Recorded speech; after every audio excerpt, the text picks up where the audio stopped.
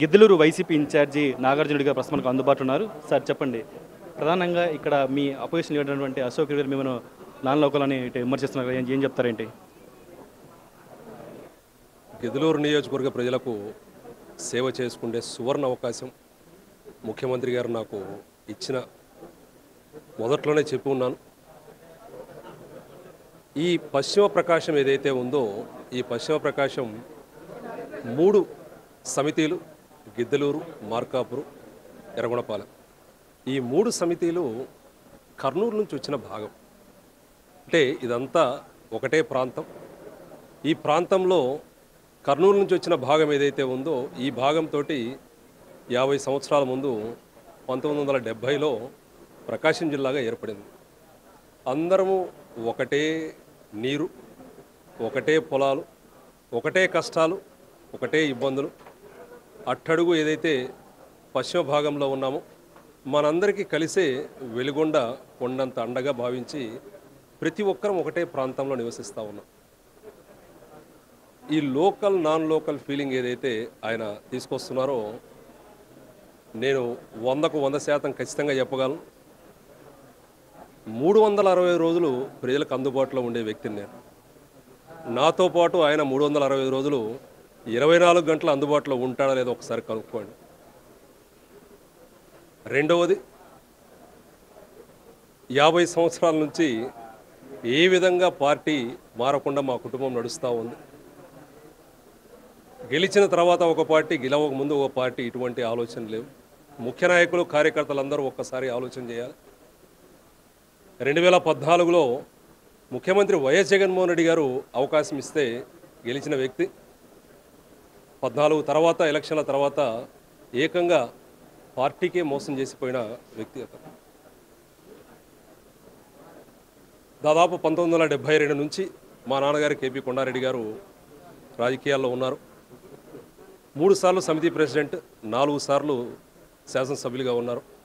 ఈ రోజుకి ఆయన ఏ విధంగా చేసిన పార్టీకి, కష్టం చేసిన పార్టీకి, కష్టం చేయవలసిన పార్టీకి ఏ రోజు ఒక్కరోజు కూడా దూరం వెళ్ళింది లేదు. అన్ని విధాలుగా ప్రజలకు అందుబాటులో ఉండి ఈ పశ్చిమ ప్రకాశంలో ఎంతోమందికి మా నాన్నగారు పరిచయస్తులు. పగడాల రామయ్య గారు 2004 నుంచి 9 వరకు దాదాపు నిత్యం వారితో పాటు కలిసి ఎన్నో సమస్యలపై పశ్చిమ ప్రకాశం మీద పోరాడిన వాళ్ళు. మీరు చెప్పినట్టు ఈ పనులు మొత్తం కూడా అంతకుముందు అభ్యర్థి కూడా సేమ్ ఈ అధికారంలో వచ్చాక మీరు చేస్తామని చెప్పొచ్చారు. కానీ ఇప్పటికీ అదే ప్రాబ్లమ్స్ మీరు చెప్తున్నారు ఈసారి వస్తామని. అంటే మీరు ఎలా చూస్తారేంటి? గడిచిన 5 సంవత్సరాల్లో అభివృద్ధి కార్యక్రమాలు అర్ధవీడిలో ఏవైతే 2 ఉన్నాయో ఆ 2 చెప్పినాను. కానీ ఒకసారి నియోజకవర్గం మొత్తం అభివృద్ధి ఒక్కసారి చూడండి. గడిచిన 5 సంవత్సరాల్లో ఎన్ని స్కూళ్ళు బాగుపడ్డాయో ఒక్కసారి నాడు నేడులో ఒకసారి గమనించండి. ఎన్ని పిహెచ్సిలు, ప్రైమరీ హెల్త్ సెంటర్లు, అర్బన్ హెల్త్ సెంటర్లు అన్నీ రెనోవేట్ అయ్యి ఉన్నాయి. దానితో పాటు ఇక్కడ ఏరియా హాస్పిటల్ ట్రైబల్ వెల్ఫేర్ కింద దాన్ని కన్సిడర్ చేసి 25 కోట్లతోటి మొన్ననే దాన్ని ప్రారంభోత్సవం చేశాం. చాలా చాలా సుందరంగా ఉంది. మొత్తం ఎక్విప్మెంట్ తోటి అక్కడ ఇప్పుడు దాదాపు 25 మంది డాక్టర్లు అక్కడ పనిచేస్తూ ఉన్నారు.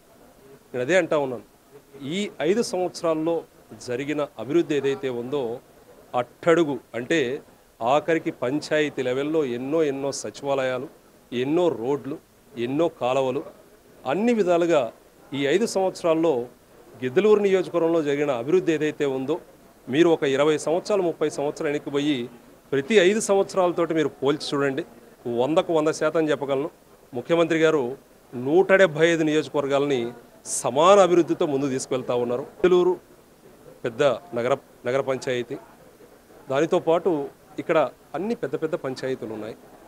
ఖమ్మం కానీ, బేస్తవారపేట కానీ, ఈ పెద్ద పంచాయతీలో డిగ్రీ కాలేజెస్ చాలా అవసరం ఉంది. ఖచ్చితంగా ఈ 5 సంవత్సరాల్లో, రానున్న 5 సంవత్సరాల్లో ఆ డిగ్రీ కాలేజ్ అవసరం ఉన్న దగ్గర గవర్నమెంట్ డిగ్రీ కాలేజెస్ ఎస్టాబ్లిష్ చేసే ముందుకు తీసుకెళ్తాం. సార్ ఇంకోటి, సార్ ఇప్పుడు మీరు ఇన్ఛార్జ్గా వచ్చారు, ఇక్కడ ఎటువంటి ఈ సమస్యలు గుర్తించారు, మీరు ఈ ఎలక్షన్లోకి మీరు పబ్లిక్ వెళ్తున్నారు కదా, మీరు ఎటువంటి హామీలు ఇవ్వబోతున్నారేంటి? ఇందాక మీకు చెప్పిన విధంగానే ఒకటి సగిలేరు కాలువ పూర్తి చేసుకోవాల్సింది. అది ఈ మధ్యకాలంలో ముఖ్యమంత్రి గారు వస్తే అది 29 కోట్లకు ఆ ప్రాజెక్టు సబ్మిట్ చేయడం జరిగింది.